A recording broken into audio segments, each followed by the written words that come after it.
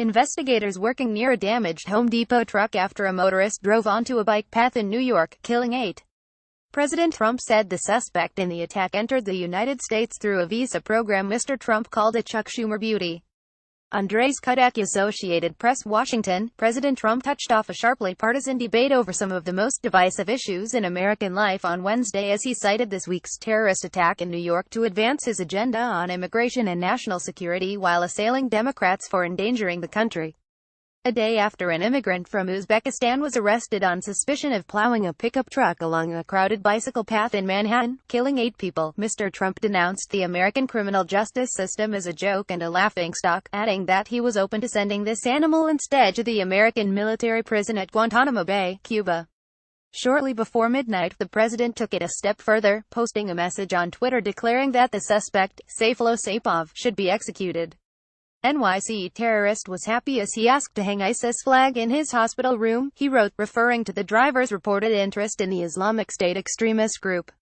He killed 8 people, badly injured 12. Should get death penalty. Presidents are typically advised never to weigh in on pending criminal cases because such comments can be used by defense lawyers to argue that their clients cannot get a fair trial, especially when the head of the executive branch that will prosecute the charges advocates the ultimate punishment before a judge has heard a single shred of evidence at trial. But Mr. Trump has disregarded such advice in other instances, as well. The president's vocal response to the attack framed the emerging politics of the case.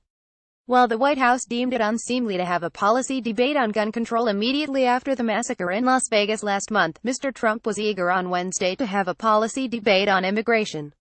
He pressed Congress to cancel a visa lottery program that allowed the driver into the country, attributing it to Senator Chuck Schumer of New York, the Democratic leader, and called Democrats obstructionists who don't want to do what's right for our country. "We have to get much tougher," the president told reporters. "We have to get much smarter. And we have to get much less politically correct. We're so politically correct that we're afraid to do anything." A moment like this was almost inevitable since Mr. Trump took office and sought to ban visitors from select countries with Muslim majorities. The terrorist attack in New York on Tuesday was the first by a foreign-born assailant on American soil since Mr. Trump's inauguration, and few were surprised that he saw it as vindication for his tough-on-immigration approach.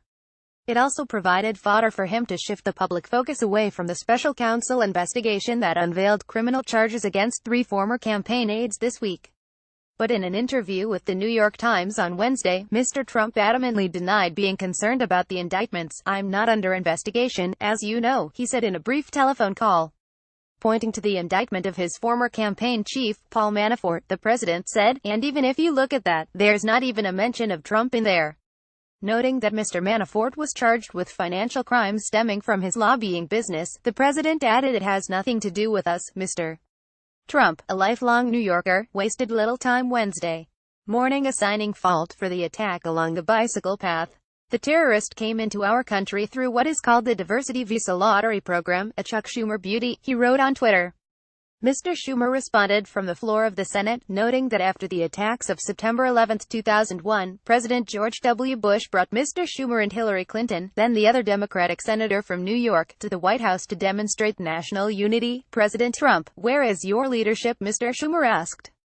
President Trump, instead of politicizing and dividing America, which he always seems to do at times of national tragedy, should be bringing us together and focusing on the real solution, anti-terrorism funding, which he proposed to cut in his most recent budget. At a news conference updating the public about the attack, Gov. Andrew M. Cuomo of New York chided Mr. Trump for his Twitter posts, saying they were not helpful, were not even accurate, intended to point fingers and politicize the situation. "You play into the hands of the terrorists to the extent that you disrupt and divide and frighten people in this society," said Mr. Cuomo, who is a Democrat. "And the tone now should be the exact opposite by all officials on all levels. This is about unification. This is about solidarity." At his own public appearance later in the day, Mr. Trump took aim again at the Diversity Lottery Visa program. "Diversity Lottery, sounds nice," he added. "It's not nice. It's not good. It hasn't been good. We've been against it." Responding to questions by reporters, he said he was open to transferring Mr. Saipov from civilian courts into the military system set up for foreign terrorists. "I would certainly consider that," he said at the beginning of a cabinet meeting. "Send him to Gitmo. I would certainly consider that, yes." Likewise, he vowed to toughen prosecution and punishment of terrorists without specifying how. We need quick justice and we need strong justice, much quicker and much stronger than we have right now, Mr. Trump said. Because what we have right now is a joke and it's a laughingstock. His later call for the death penalty stemmed from news that Mr. Saipov expressed loyalty to the Islamic State even as he recovered from a gunshot wound by a police officer who stopped his rampage. In a criminal complaint filed on Wednesday, the FBI said Mr. Saipov requested to display ISIS's flag in his hospital room and stated that he felt good about what he had done during an interview with law enforcement officers. No one arrested on American soil has ever been sent to Guantanamo Bay, and no one captured on foreign soil has been sent there since 2008. Transferring the suspect from New York would raise a host of thorny constitutional and legal issues, and Mr. Trump seemed to be speaking off the top of his head since federal prosecutors later moved to process the suspect in civilian courts. Asked later about his comment on Guantanamo, Sarah Huckabee Sanders, the White House press secretary, dismissed it as notional, saying that he wasn't necessarily advocating for it, but he certainly would support it if he felt like that was the best move.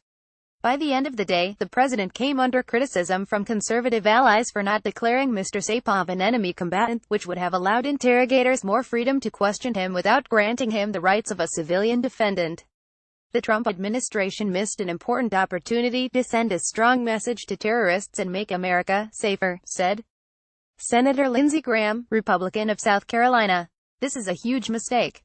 Very sad. The diversity visa program cited by Mr. Trump was created in 1990 by a bill supported by Mr. Schumer, passed by bipartisan votes and signed into law by a Republican president, George Bush.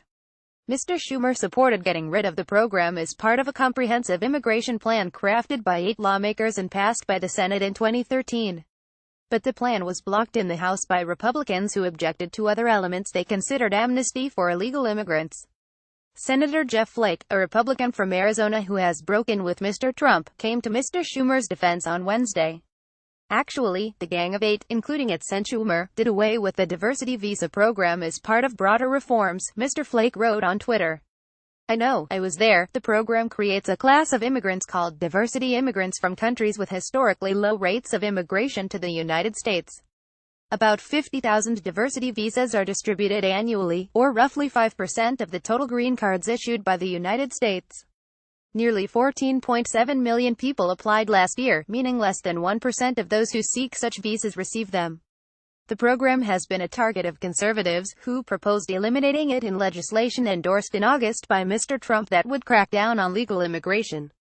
The legislation would slash legal immigration to the United States in half within a decade by sharply curtailing the ability of American citizens and legal residents to bring family members into the country.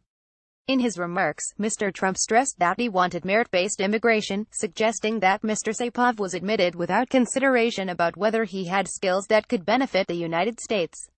In fact, the program requires applicants to have a high school education or be employed for at least 2 years in jobs approved by the State Department. Mr. Trump, who during last year's campaign called for a complete ban on all Muslims entering the United States, has long sought to tighten the borders. He has signed several versions of the travel ban aimed mainly at predominantly Muslim countries even as courts repeatedly intervened. Uzbekistan was not among the countries targeted for extreme vetting, but Ms. Sanders said that may be something that's looked at. Follow Peter Baker on Twitter at PeterBakerNet. Maggie Haberman, Eileen Sullivan, Ron Nixon, Michael D. Scheer, Julie Hirschfeld Davis and Emily Cochran contributed reporting. A version of this article appears in print on November 2, 2017, on page A1 of the New York edition with the headline President assails joke justice and seeks visa programs end.